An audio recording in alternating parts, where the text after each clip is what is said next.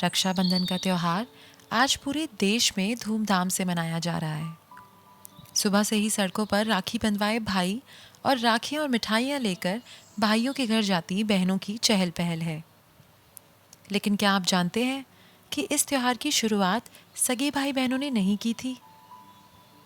रक्षाबंधन कब शुरू हुआ, इसे लेकर कोई तारीख तो स्पष्ट नहीं है, लेकिन माना जाता है कि इस त्योहार की शुरुआत सतयुग में हुई थी। इस त्योहार से जुड़ी हुई कई कहानियां पुराणों में भी मौजूद हैं। राजा बलि और लक्ष्मी माँ ने शुरू की भाई बहन की राखी। राजा बलि बहुत ही दानी राजा थे और भगवान विष्णु के बहुत बड़े भक्त भी थे। एक बार उन्होंने यज्ञ का आयोजन किया। इसी दौरान उनकी परीक्षा लेने के लिए भगवान विष्णु वामना अवतार लेकर आए। दान में राजा बलि से 3 पग भूमि देने के लिए कहा, लेकिन उन्होंने 2 पग में ही पूरी पृथ्वी और आकाश नाप लिया। इस पर राजा बलि समझ गए कि भगवान उनकी परीक्षा ले रहे हैं। तीसरे पग के लिए उन्होंने भगवान का पग अपने सिर पर रखवा लिया। फिर उन्होंने भगवान से याचना की कि अब तो मेरा सब कुछ चला गया है, आप मेरी विनती स्वीकार करो और मेरे साथ पाताल में चलकर रहो। भगवान ने भी भक्त की बात मान ली और बैकुंठ छोड़कर पाताल चले गए। उधर देवी लक्ष्मी परेशान हो गई। फिर उन्होंने लीला रची और गरीब महिला बनकर राजा बलि के सामने पहुंची और राजा बलि को राखी बांधी। बलि ने कहा कि मेरे पास तो आपको देने के लिए कुछ भी नहीं है। इस पर देवी लक्ष्मी अपने रूप में आ गई और बोली कि आपके पास तो साक्षात भगवान है, मुझे वही चाहिए, मैं उन्हीं को लेने आई हूँ। इस पर बलि ने भगवान विष्णु को माता लक्ष्मी के साथ जाने दिया। जाते समय भगवान विष्णु ने राजा बलि को वरदान दिया कि वो हर साल 4 महीने पाताल में ही निवास करेंगे।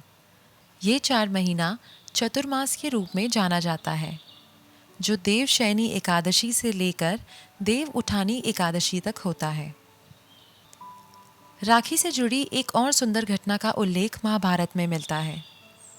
सुंदर इसलिए क्योंकि ये घटना दर्शाती है कि भाई बहन के स्नेह के लिए उनका सगा होना बिल्कुल ज़रूरी नहीं।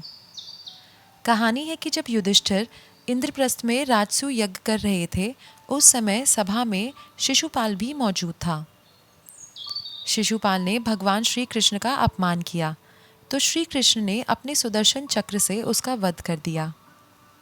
लौटते हुए सुदर्शन चक्र से भगवान की छोटी उंगली थोड़ी कट गई और खून बहने लगा। ये देख द्रौपदी आगे आई और उन्होंने अपनी साड़ी का पल्लू फाड़कर श्री कृष्ण की उंगली पर लपेट दिया। इसी समय श्री कृष्ण ने द्रौपदी को वचन दिया कि वो एक एक धागे का ऋण चुकाएंगे।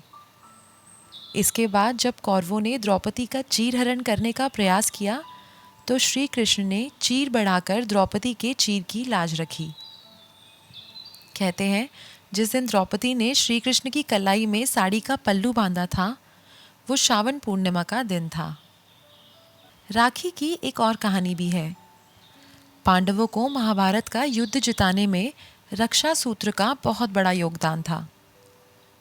महाभारत युद्ध के दौरान युधिष्ठिर ने भगवान कृष्ण से पूछा कि हे कान्हा, मैं कैसे सभी संकटों से पार हो सकता हूँ, मुझे कोई उपाय बताएं। तब श्री कृष्ण ने युधिष्ठिर से कहा कि वो अपने सभी सैनिकों को रक्षा सूत्र बांधे, इससे उनकी विजय सुनिश्चित होगी। युधिष्ठिर ने ऐसा ही किया और विजयी बने। ये घटना भी सावन महीने की पूर्णिमा तिथि पर ही घटित हुई मानी जाती है। तब से इस दिन पवित्र रक्षा सूत्र बांधा जाता है, इसलिए सैनिकों को इस दिन राखी बांधी जाती है।